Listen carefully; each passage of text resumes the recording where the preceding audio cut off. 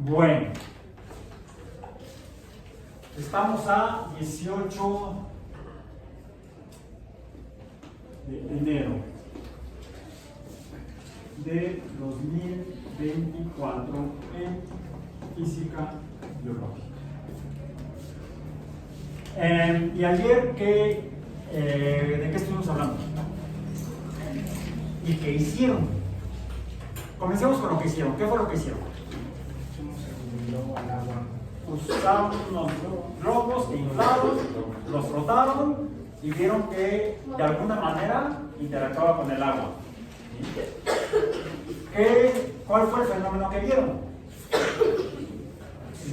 Al globo lo cargaron con electricidad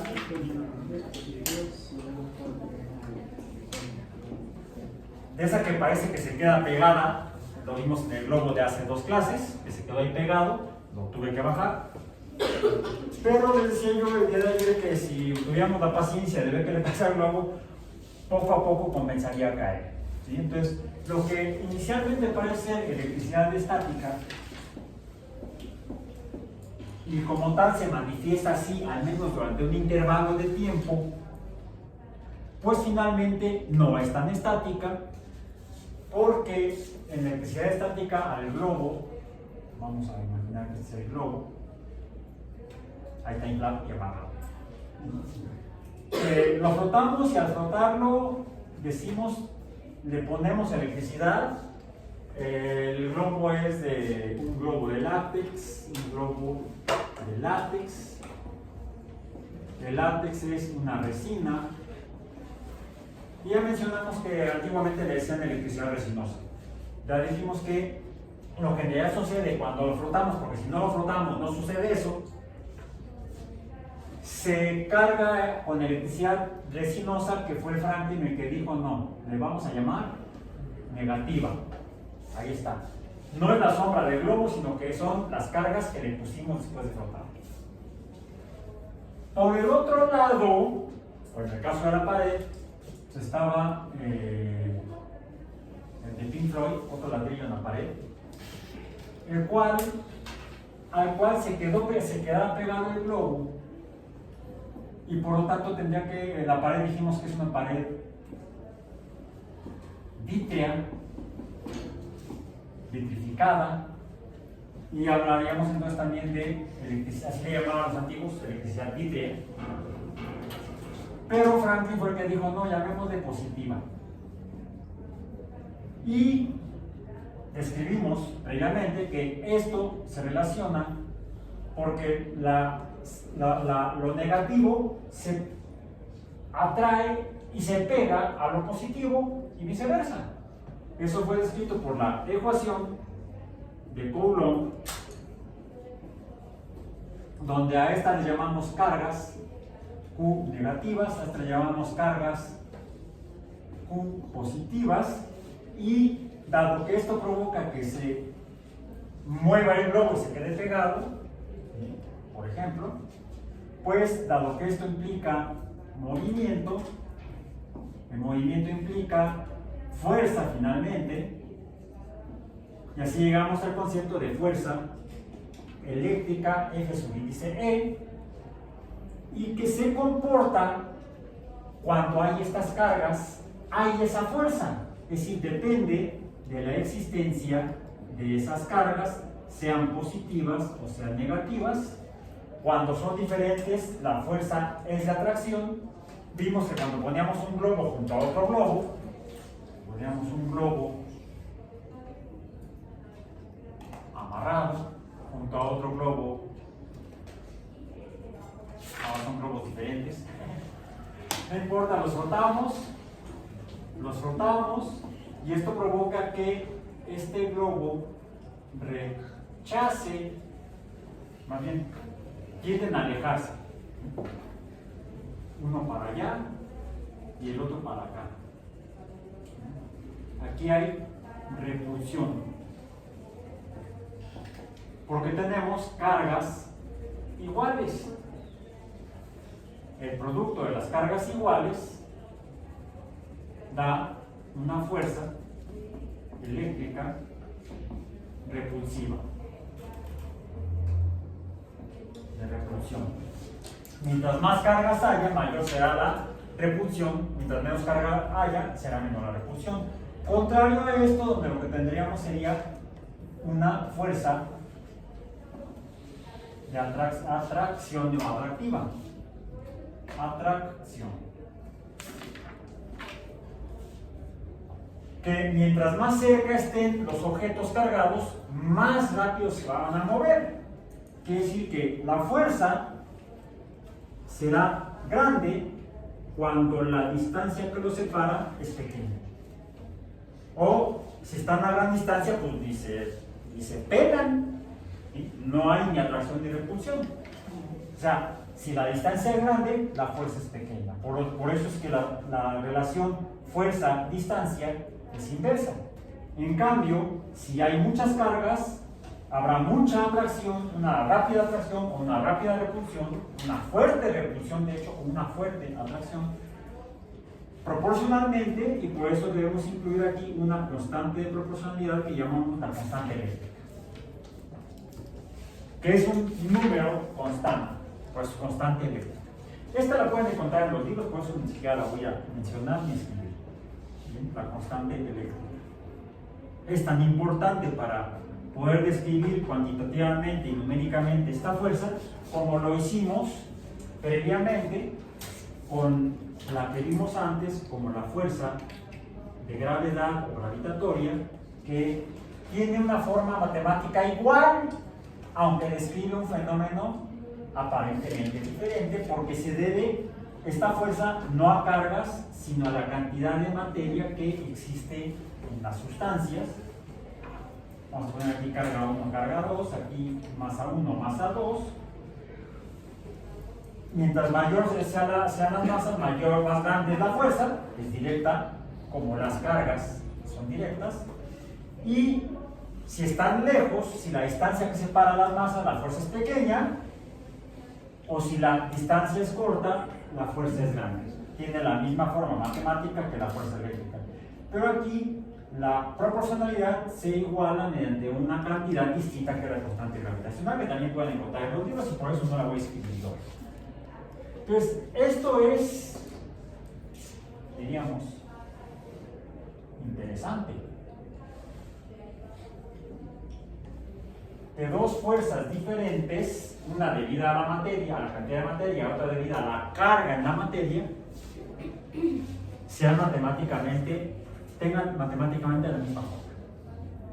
Aunque numéricamente serían distintas y además las unidades de una son diferentes a las unidades de otra, ¿no? Habíamos puesto aquí las unidades de la fuerza de gravedad. ¿Cuáles son las unidades? Como fuerza serían kilogramos cuadrados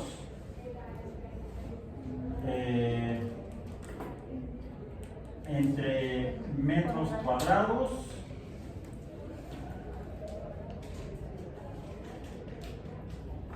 multiplicados quizá por alguna otra cosa. Al menos las unidades de este cociente son kilogramos cuadrados entre metros cuadrados. Las unidades del cociente aquí, ¿cuáles son? ¿Cuáles son? Pues del denominador, metros cuadrados, igual que en la fuerza de gravedad, pero aquí no es masa, no son kilogramos. Decíamos que la unidad de carga es el coulomb cuadrado, porque es coulomb por coulomb, nos da coulomb cuadrado. Entonces son cantidades diferentes, aunque matemáticamente se obtienen mediante relaciones iguales. Las relaciones son iguales, pero los números son diferentes, las cantidades son diferentes. Bueno, ahora, hasta aquí vemos algo que puede mover cosas. Dado que esta fuerza puede mover, hablamos del concepto de fuerza. Antes de aquí de la gravedad. Decíamos que una fuerza que produce un cambio de algo es trabajo. ¿Sí? Por cierto, pongamos nuestras flechas, porque todas las fuerzas son cantidades vectoriales.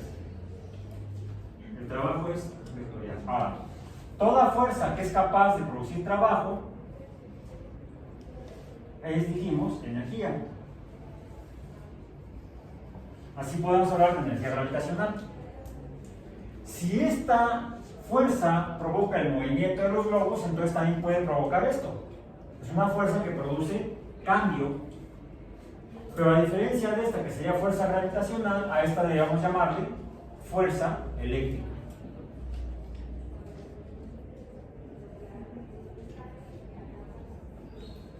Ahora, la fuerza eléctrica, cuando provoca algo, estaría realizando trabajo eléctrico.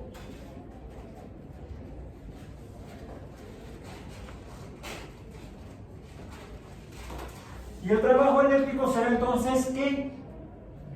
Energía eléctrica. Formalmente, entonces, la energía eléctrica será aquella capaz de producir trabajo eléctrico. Así como la energía potencial gravitacional, en la que dice ese borrador puede caer y habrá tanta energía como la altura de la caída, habrá menor energía aquí que acá. Además, este es uno más. A esta energía que puede hacer que caiga el borrador, puede caer, le llamamos energía potencial, ¿no? La energía potencial dijimos que es fuerza es la fuerza mecánica. La fuerza en general mecánica es masa por aceleración. ¿Sí? Ok. Si esta es energía potencial, la masa, entonces sería la masa por la aceleración de caída, o la aceleración de gravedad, G, por la altura, H. ¿Bien? Ok. Esto es energía potencial gravitacional. Si la fuerza de gravedad produce trabajo gravitacional y por tanto es energía gravitacional, porque puede hacer que las cosas graviten, la fuerza eléctrica que produce trabajo eléctrico y por lo tanto es energía eléctrica, cuando pueda mover a algo o producir algún cambio, sería entonces, daría lugar al concepto de energía eléctrica potencial. O lo abreviamos como energía potencial o eléctrica. La energía potencial eléctrica es lo que llamamos voltaje. Y existe siempre que haya cargas típicamente diferentes, más que las cargas eléctricas iguales, aunque aquí podemos hablar de fuerza repulsiva potencial. Casi siempre nos interesa que las cosas se muevan hacia un proceso en el cual haya atracción o se junten unas con otras. Es decir, que tengamos cargas eléctricas negativas que se junten con cargas eléctricas positivas, por ejemplo. Ahora, mencionamos que estas cargas eléctricas positivas dejaron de llamarse, o negativas dejaron de llamarse resinosas para llamarse negativas, y además se les asignó un nombre, ya más para acá, históricamente. Fue algo que llamamos aniones. Las cargas eléctricas negativas las llamamos aniones, anión, y a las cargas eléctricas positivas las llamamos cationes. O cation. Aquí tendríamos aniones en el globo, cationes en la pared. Bien. Y cuando se mueven, estarían realizando trabajo eléctrico. Mientras no se muevan, podrían llegar a moverse, sería energía potencial. Para que puedan moverse deben estar ahí, deben existir. Debemos haber cargado el globo. Si no lo cargamos, no va a pasar nada, porque no habría las cargas eléctricas o los aniones que podrían llegar a moverse. Bueno,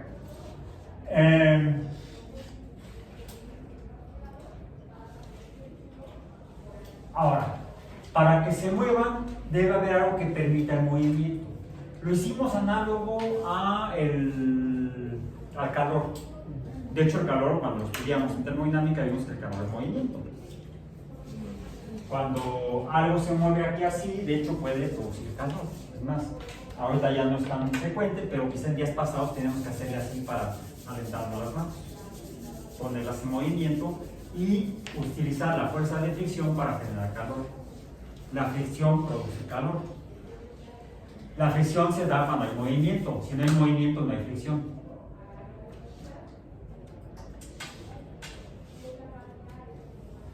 Pero el calor se mueve de donde hay a donde no hay, o de donde hay mucho a donde hay poco.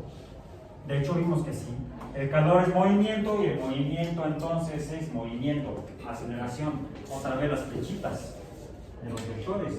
La aceleración del movimiento entonces produce fuerza. La aceleración del movimiento, la fuerza implica movimiento. Siempre que haya fuerza, habrá movimiento de masas o de cargas. Y ese movimiento debe poder pasarse, vimos en la termodinámica, donde hay mucho a donde hay poco. Por ejemplo, de los gases a los líquidos a los sólidos. En los sólidos hay poco movimiento. Por eso que, por ejemplo, el agua sólida tendría poco movimiento. ¿Cuál es la cantidad de calor que hay en el agua sólida? Pues tan poca que por eso le llamamos que está frío. La temperatura es baja, lo medimos con la temperatura. Por ejemplo, podemos medir con la temperatura y medimos la temperatura de un cubito de hielo y es baja la temperatura. Si medimos en cambio la temperatura del agua en mucho movimiento, ¿qué sería el vapor? La temperatura es incluso mayor a 100 grados Celsius. Mientras esté entre 0 y 100 grados Celsius, el agua estará en movimiento intermedio y será líquida. Entonces, a mayor movimiento, la temperatura será mayor, habrá mayor cantidad de calor. ¿Y el calor se mueve de dónde? ¿Del cubo de hielo al vapor? No, se mueve del vapor al cubito de hielo, de donde el movimiento es mayor a donde el movimiento es menor. Donde mayor movimiento, mayor fuerza, mayor energía. Se mueve de donde hay mayor cantidad de energía a donde hay menor cantidad de energía. Lo mismo debe pasar con las cargas eléctricas si es que son fuerza y entonces tuvieran una energía potencial eléctrica. ¿Bien? Pero no siempre se mueve fácilmente y lo vemos en el calor, por ejemplo. ¿Sí? Mencionamos el ejemplo de la ropa, ahorita le pintamos la playera, la chamarra ya la dejé en el cubículo. El cabello no es porque aún así me tengo que poner gorro. El cabello de los humanos no impide la salida de calor del cuerpo al exterior. Qué curioso, ¿no? Entonces no hay gran diferencia si uno se corta el cabello en invierno, si deja la melena en invierno. Pero sí se siente, ¿no? ¿Mande? Se siente un poco, pero no influye mucho. No influye mucho. No, ¿sabes qué pasa? Cuando la temperatura es alta y tienes el cabello largo, el detalle es que no es tanto que el cabello esté impidiendo la salida de calor, sino la forma en la que los mamíferos disminuimos la cantidad de calor que se produce en el metabolismo, porque en el metabolismo de los mamíferos se produce calor. Necesitamos mantener una temperatura entre ciertos valores máximo y mínimo, porque si no, nuestros componentes las proteínas se desnaturalizan. Ese es el problema de cuando uno tiene una fiebre, temperatura del cuerpo mayor a 37,5 grados, 37 grados Celsius, ya 37,1 se llama febrícula, una fiebre pequeña. Si en 37,5, bueno, con 37,6 ya uno se siente mal. Y es nada más una décima de grado Celsius. No digamos ya cuando estás en 38 o 39 te sientes morir. De hecho, lo que hay que hacer es ayudar a que el cuerpo saque ese calor en exceso que está produciendo. Pues, a mí me llegó a suceder en alguna ocasión que me enfermé, andaba yo con temperaturas de arriba de tener casi 40 grados. Me tuvieron que poner en cama de hielo. Bueno, era por una infección. Ya la pulmonía luego se la curamos. Primero hay que bajar la temperatura. Primero hay que bajar la temperatura. La típica, ya no la he visto últimamente, pero antes era lo típico que te ponían la bolsa de hielo en la cabeza. Bueno, en este caso no era solamente la bolsa de hielo en la cabeza, era una cama de hielo. Y luego en los hospitales, en las salas de urgencias, cuando llega gente así, no solamente una cama de hielo, la envuelven en hielo para bajar la temperatura. Bajar la temperatura a hacer que el calor excesivo se lo lleve el agua sólida, dado que la diferencia de temperaturas entre el agua sólida y el cuerpo arriba de 38 es muy grande. Entonces va de donde hay más cuerpo con fiebre a donde hay menos el hielo. Lo que necesitamos es pasar el calor a donde hay menos, sacarlo de donde hay mucho. Como con el trapo mojado, ¿no? ¿Vale? Bueno, lo mínimo es un trapo con agua fría. Un trapo mojado con agua fría te ayuda a que siga sacando calor, en lo que averiguamos cuál es la causa de la temperatura alta, la causa de la fiebre. Puede ser una infección. De hecho, el aumento de la temperatura es, fíjense lo interesante, es un mecanismo del organismo para combatir la infección. Porque así como tú te sientes morir, lo que intenta el metabolismo al aumentar la temperatura es matar a la gente infecciosa. A ver quién se muere primero. Casi siempre gana el organismo y muere el organismo patógeno. Incluso en condiciones naturales, sin atención médica tradicional, porque de hecho por eso la humanidad sigue aquí después de, al menos el Homo sapiens, después de 300.000 años de evolución global. Somos descendientes de los que sobrevivieron las fiebres altas para matar a las bacterias porque no existían los antibióticos. Los antibióticos apenas se descubrieron hace poco menos de 100 años.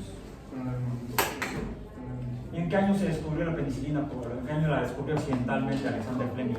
Si ahorita lo googlean, en 1920 y algo. ¿Sí? 1924 Fleming descubrió la penicilina accidentalmente. En lugar de tirar la caja de PET y al bote de la basura, ¿qué año fue? 1928. Hace 96 años. Antes de eso, y antes de que, 1928. En 1928 nació mi papá. En diciembre. Apenas estaba Fleming viendo qué onda con eso. No existían los antibióticos. Nació mi padre y a las 2 semanas murió mi abuelo. De fiebre puerperal. Una infección bacteriana. Muy común en el momento alrededor del nacimiento, del parto. Hace 100 años, la esperanza de vida en la humanidad era de 35 años. Te quedan 10 años de vida. Menos si se puede. Si podemos recordarla, Quedamos. ¿Por qué? Ahorita en México la esperanza de vida, aún después de COVID, está arriba de 76 años. Bajó un poco con la COVID, pero antes de COVID la esperanza de vida en México ya era de 78 años. Disminuyó 2. En Europa Occidental y en Estados Unidos y Canadá, antes de COVID, la esperanza de vida rondaba entre los 80 y los 85 años. ¿Por qué? Primero, por los antibióticos. Segundo, por la medicina científica. El desarrollo de la medicina en los últimos 100 años ha logrado incrementar la esperanza de vida en más de 40 años. La ciencia sirve. Bien usada, la ciencia beneficia a la humanidad.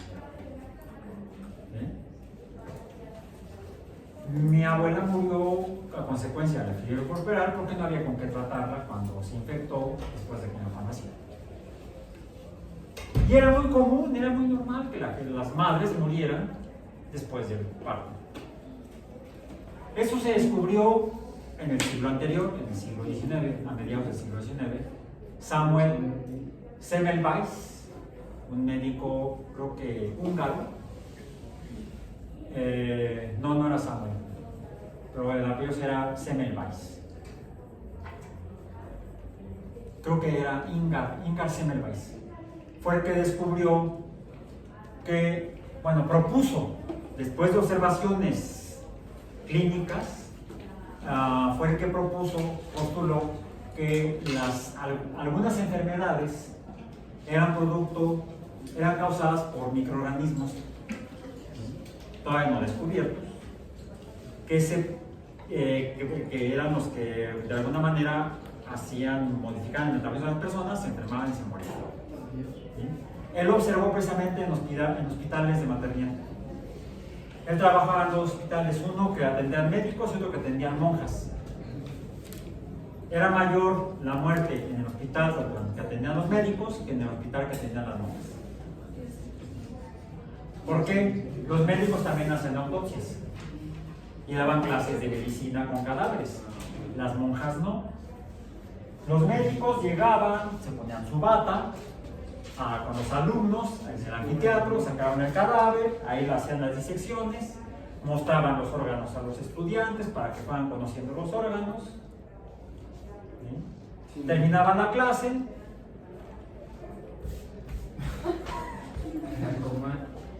Voy a atender un parto.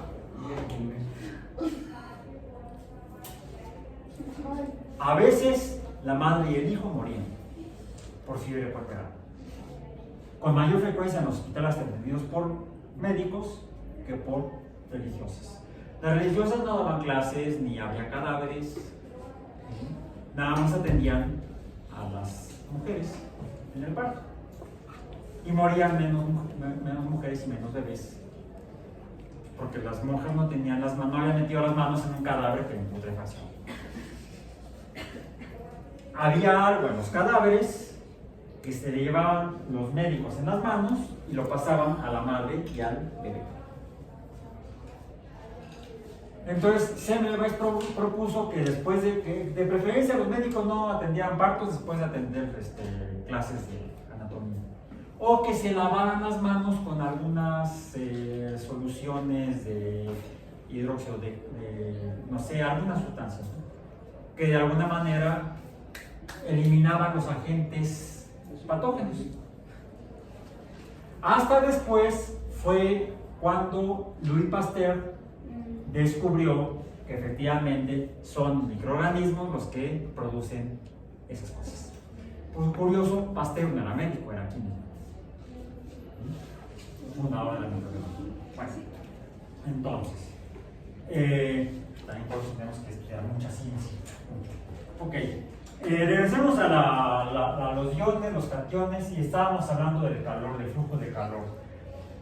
Para que el calor pase de un medio donde hay mucho a donde hay poco, salió lo de las infecciones por la fiebre, calor, ¿sí?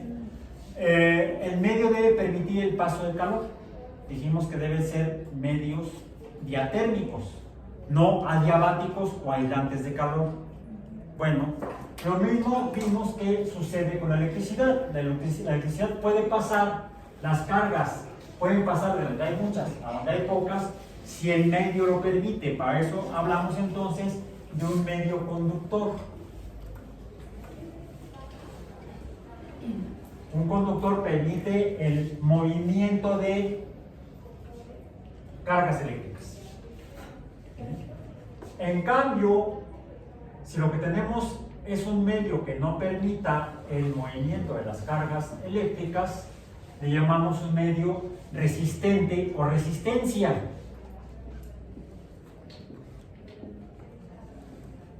Entonces, en un medio conductor hay corriente eléctrica. Corriente de cosas eléctricas, la representamos con la letra I mayúscula, latina. I latina mayúscula. La resistencia, la cantidad se llama corriente, pasa a través del conductor y la representamos con el símbolo I mayúscula. La unidad es el coulomb. Un medio que no permite el paso de cosas eléctricas, de aniones o de cationes, es un medio resistente. La cantidad se llama resistencia. La representamos con el símbolo R y le llamamos un aislante o dieléctrico. Es un dieléctrico. Y lo representamos en dibujo así, como una línea quebrada. Eso sería una resistencia, esto sería un conductor. Un conductor lo representamos como una línea continua. ¿Sí? Una línea recta continua es un conductor en un dibujo. De ahí el dibujo que hice ayer en clase, que de esa manera representamos cómo se mueven las cargas eléctricas en lo que llamaríamos un circuito eléctrico. Cuando veamos este tipo de cosas, ahí hay una resistencia. Cuando veamos una cosa de estas, ahí hay un conductor. Entonces, se pueden mover ya sea las cargas eléctricas negativas, y entonces hablaríamos de corrientes aniónicas, corriente aniónica, o corrientes catiónicas, y lo que se mueven son los cationes, corriente catiónica. Curiosamente, eso también depende muchas veces del estado físico de la materia. En el caso de los sólidos, como los alambres metálicos, los metales, lo que se mueven son corrientes aniónicas, no catiónicas. Y a lo que movería la carga negativa o aniónica, solemos asociarlo con el portador de la carga eléctrica, que le llamamos electrón. El electrón se propone entonces que sea, lo representamos con una E minúscula, con un supraíndice negativo, como el portador de la carga eléctrica negativa. Los cationes se asocian principalmente a, esto decía yo, es en sólido, mientras que los catiónicos son muy comunes en medios líquidos. En medios líquidos. Bien. ¿Cómo son los sistemas biológicos? ¡Uy! Ya dijimos, cuando vimos el estado de la materia, vimos que hay sólido, hay líquido, plasma, por ejemplo, la baba también. La baba planchaba y sacudía. La baba. Los fluidos biológicos son líquidos, pero no toda la materia biológica es líquida. De hecho, los entes biológicos fundamentales para que algo, digamos, que es un ser vivo, debe cumplir con el primer paradigma o la primera teoría de la fundadora de la biología. ¿Cuál es? La teoría celular, que dice que todos los seres vivos están formados por células. ¿Sí? Todos los seres están formados por células. Y ayer alguien mencionó algo de una pila biológica. ¿Qué es eso? Rápidamente, porque está. Bueno, ok.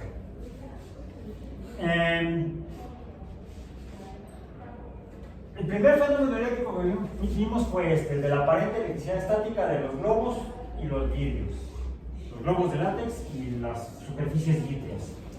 Pero ayer también vimos otro fenómeno en el cual pudimos observar que hay otras sustancias que también pueden tener carga eléctrica negativa o carga eléctrica positiva, aparentemente, que serían toda la materia que existe en el universo, todo lo que está formada por átomos. ¿Qué son esos? No sabemos todavía. Pero eso lo propuso John Dalton en 1806, creo, por ahí más o menos, 1804, 1806, cuando publicó la nueva filosofía química, donde postula que toda la materia está formada por partículas indivisibles, así lo postuló él, llamadas átomos.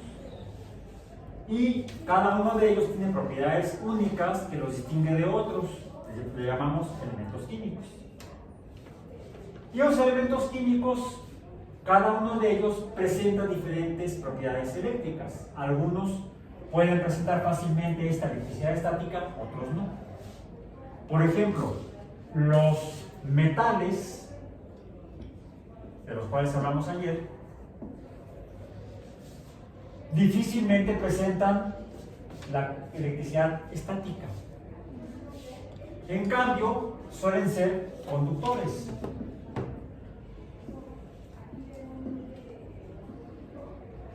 Pueden conducir fácilmente la carga eléctrica negativa de un lugar a otro. Por ejemplo, de un lugar negativo a un lugar positivo. Y vimos y medimos con el medidor, por ejemplo, la fuerza eléctrica o voltaje entre dos metales diferentes. Decíamos, ¿cuáles? El cobre. No, aquí estamos en la UAM, no en CU. Ah, ya sé, sí, me decías. C mayúscula, U minúscula. Cobre.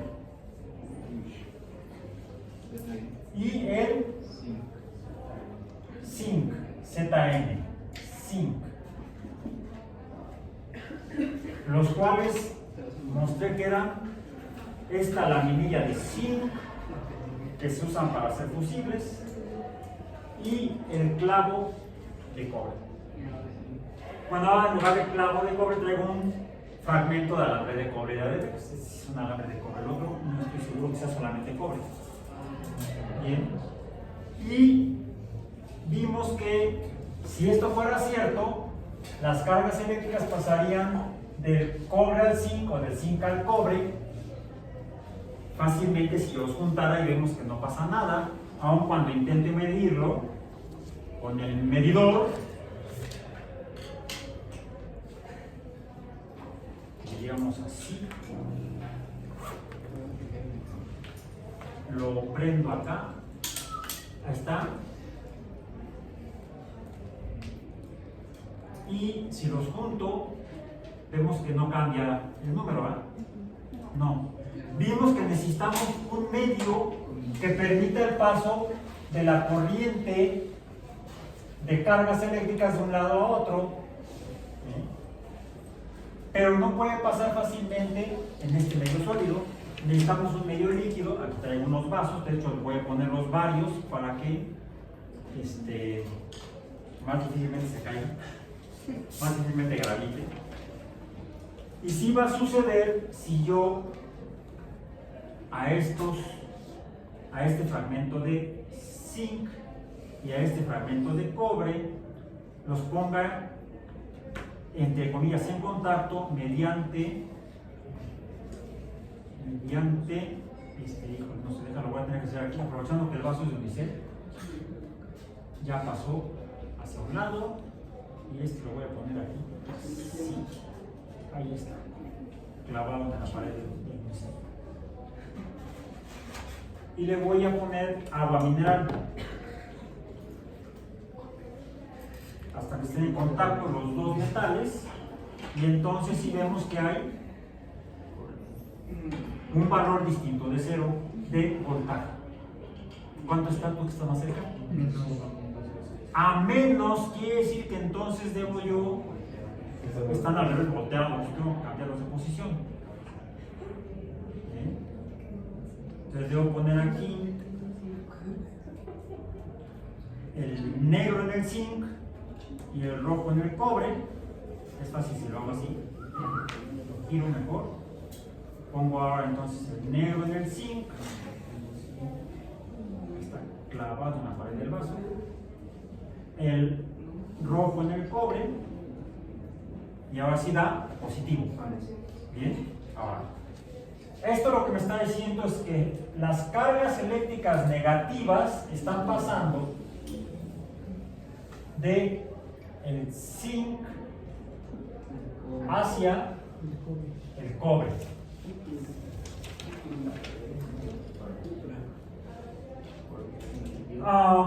¿Mande? El líquido es el que está permitiendo que cationes del cobre pasen al zinc y cargas negativas del zinc pasen al cobre. Es el medio conductor, ¿no? Hay un intercambio. Decíamos que cuando uno pierde cargas negativas o aniones, este se está reduciendo, perdón, se está oxidando, este se oxida,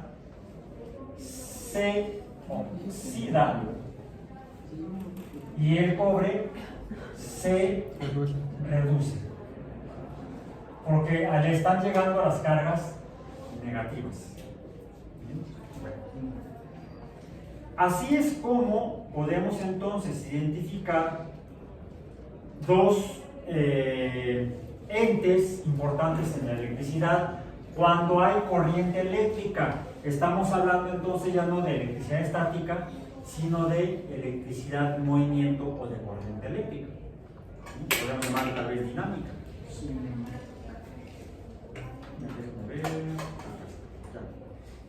Me decía un colega hace poco, el doctor Alberto Rojas del Departamento de Química, electroquímico él,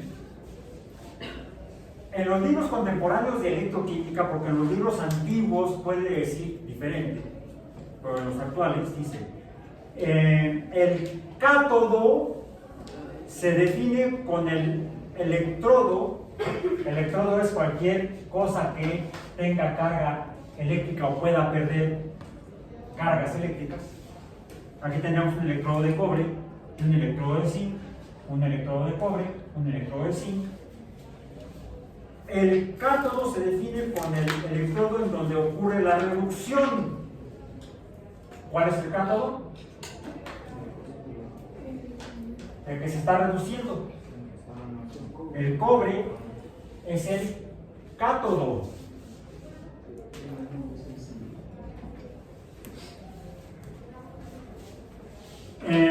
Y el ánodo es el electrodo donde ocurre la oxidación. El zinc es el ánodo. Entonces, del ánodo salen las cargas negativas hacia el cátodo, donde estarían las cargas positivas. Esto a veces se contradice con la definición de cátodo como polo negativo al cual son atraídos los cationes y de ánodo como polo positivo al cual son atraídos los aniones. Esta no tenemos que por anotarla ahorita, no se puede, la puse en el sitio. De ahí la pueden copiar o bajar. Bueno. Este fenómeno finalmente es descrito por la ecuación de Nernst, que es la que nos permite definir la fuerza eléctrica o fuerza electromotriz. Se le llama fuerza electromotriz porque es la que empuja el movimiento de las cargas eléctricas. ¿Qué se mueven? Las cargas. Es un movimiento o motricidad de cargas eléctricas, por eso se llama fuerza electromotriz. O FEM, que se mide Nernst. ¿Por qué le puse la E al final? No lleva E al final. Nernst. La ecuación de Nernst describe la fuerza electromotriz. Se representa con la letra E mayúscula de esta manera en volts. La fuerza electromotriz es el producto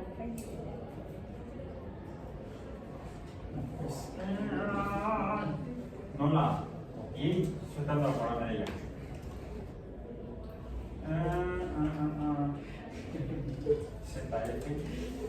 Es una constante. Luego les digo cuál es la constante, si no fue la misma ahorita le veo. Es una constante por el logaritmo de la concentración de cargas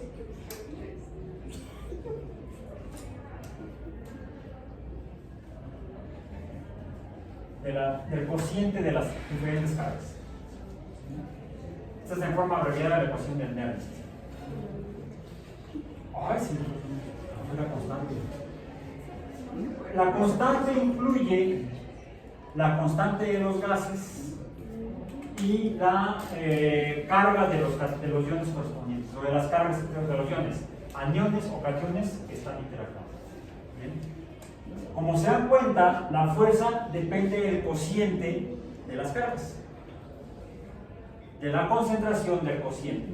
En otras palabras, el cociente es una forma de diferencia o de proporción, la diferencia proporcional.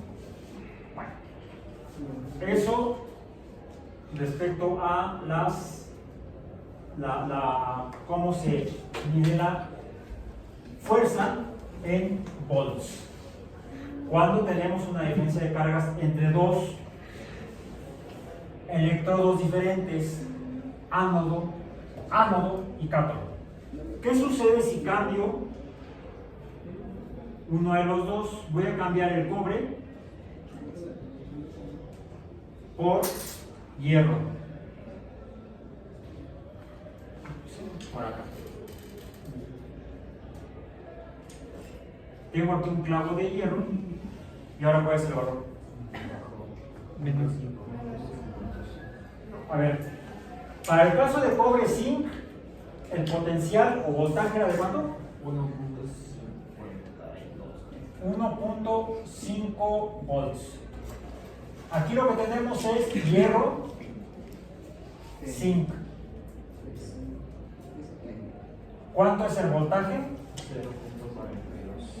0.4 volts. Ahora pongamos cobre y hierro.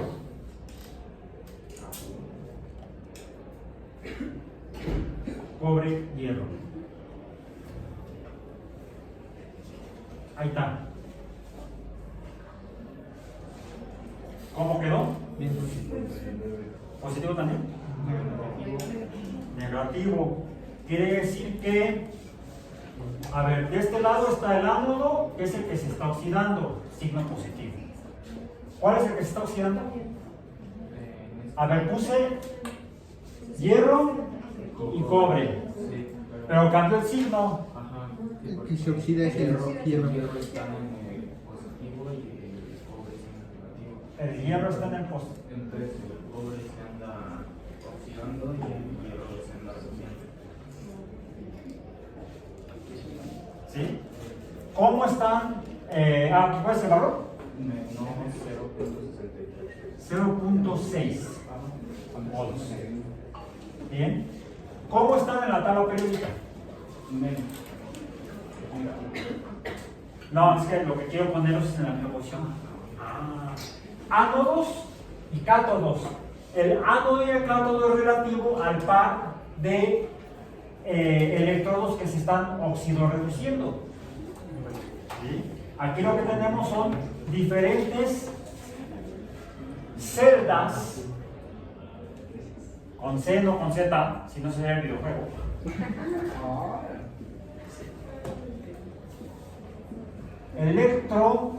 Electro porque es electricidad, es fuerza eléctrica. Químicas porque son producto de la materia, de elementos químicos. ¿Okay? Bueno, entonces, ¿cómo están en la tabla periódica? Y aquí ahora sí traigo mi tabla periódica aquí está. En mi tabla periódica que está aquí, que es como la tuya, pero esta no se dobla, espero que no se doble. Me preocupo y se dobla. Tenemos, sí, fíjense, el hierro a la izquierda como el que estaría más fácilmente, más electropositivo le llamamos. En la tabla periódica, los elementos a la izquierda de la tabla se les llaman electropositivos. A los elementos a la derecha se les llama electronegativos. ¿Por qué? Por esto. La explicación a la tabla periódica, una de ellas es eléctrica.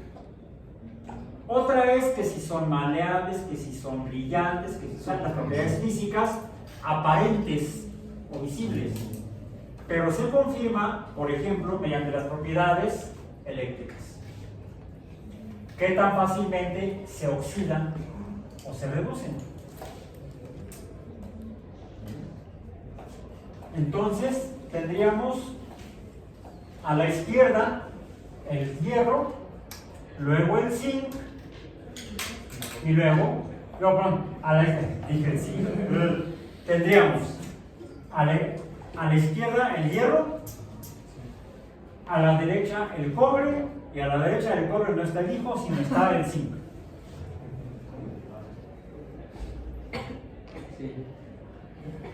¿Okay? Bueno, entonces la electricidad nos ayuda a conocer las propiedades de la materia y a través de sus propiedades a identificarla. De ahí que una herramienta adicional a la que ya mencionamos la semana pasada de la luz, el espectro de la luz como la herramienta más poderosa para identificar a la materia. Otra herramienta también muy poderosa para identificar a los elementos químicos e incluso a los compuestos o moléculas, principalmente a los compuestos iónicos, son las propiedades eléctricas de la materia. Déjenme ver que haya cubierto todo lo que tenemos que ver el día de hoy. Sí, ok. Porque de hecho, de aquí se desprenden, si yo pongo, por ejemplo, cobre, zinc, voy a obtener un voltaje de 1.5 volts, una fuerza, una energía eléctrica de 1.5 volts, una energía potencial eléctrica. Si pongo hierro, zinc, 0.4 volts, mucho menos, como la tercera parte, ¿no? Más o menos. Si pongo hierro, cobre, como la mitad. Entonces, diferentes pares de en mis celdas o de electrodos me van a dar diferentes fuerzas eléctricas o energías potenciales eléctricas o voltajes. Ahora, ayer estábamos viendo que el voltaje se suma. Si yo pongo cobre, zinc, voy a tener 3 volts. Si yo pongo hierro, zinc, voy a tener 0.8 volts. Si yo pongo hierro, cobre, voy a tener 1.2 volts. ¿Así funcionan los fusibles? No, así funcionan las pilas. Estoy apilando uno sobre otro, por eso se llaman pilas. De hecho, como Alessandro Volta descubrió esto, Alessandro Volta lo que hizo fue poner pilas de monedas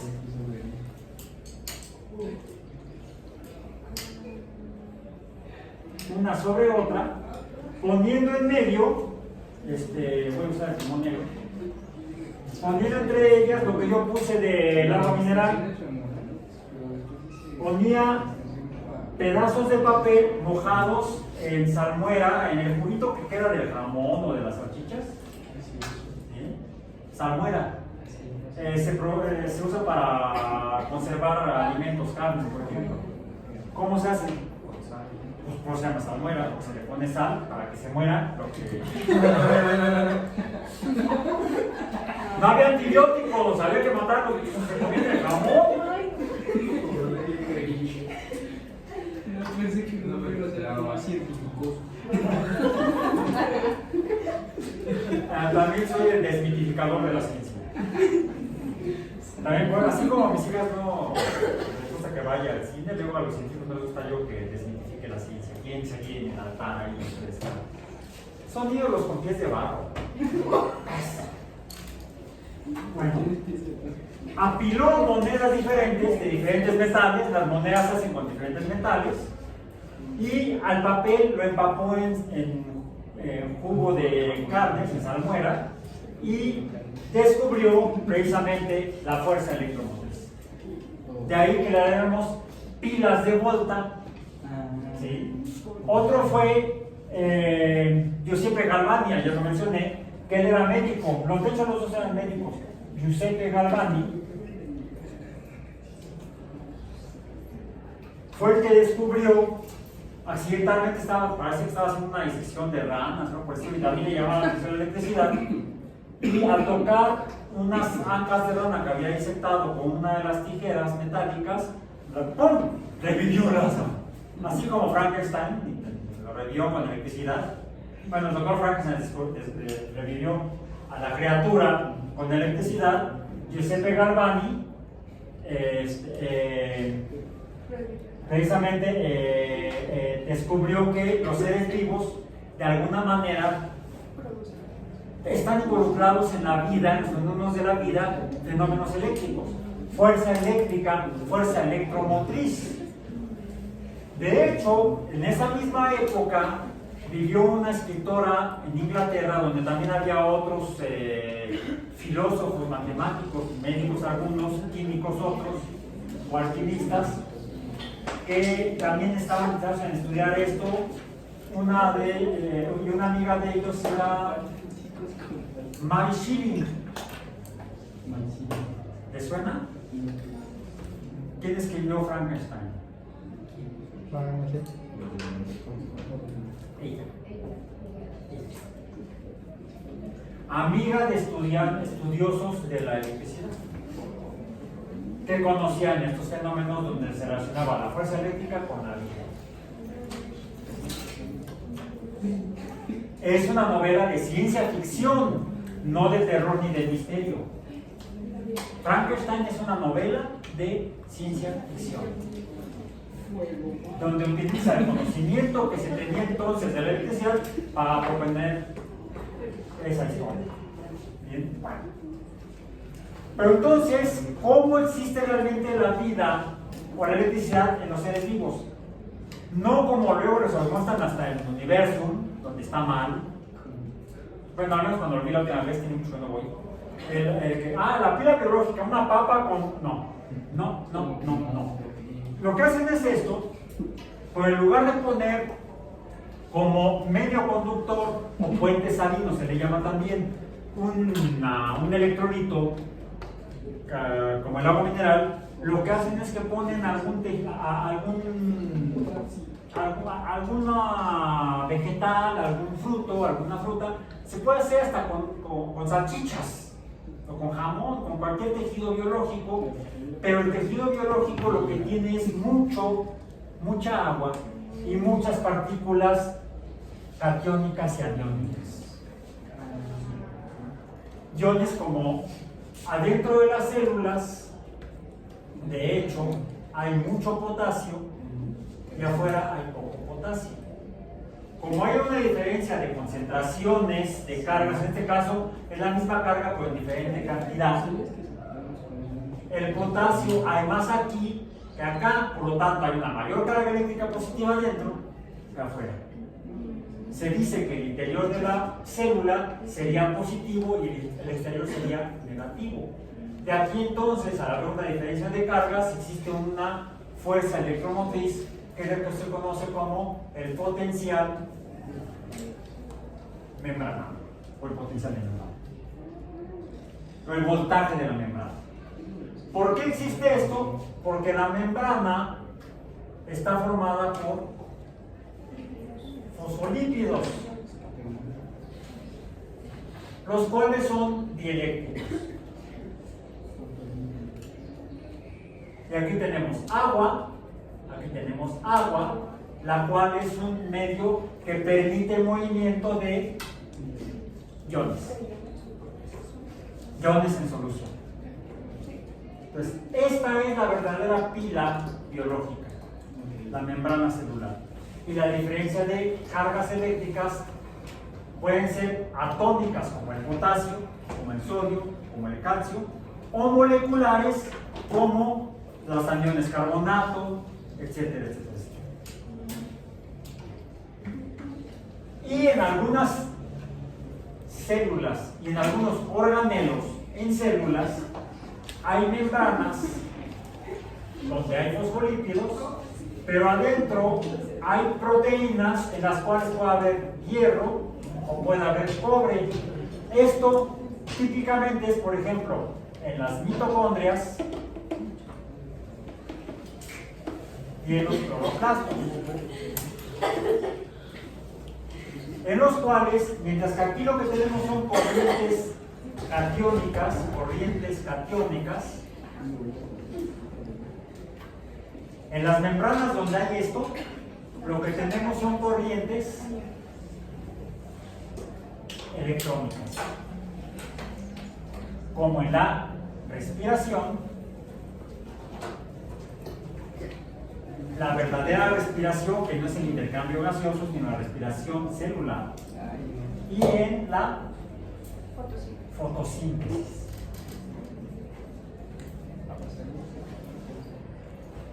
Esta sí es también otra pila biológica. Las mitocondrias y los cloroplastos son verdaderas baterías o pilas biológicas, no la papa con alambres. Esa, no sé si es una buena forma de cocer papas. No sé. Ahorita no. Alambrado.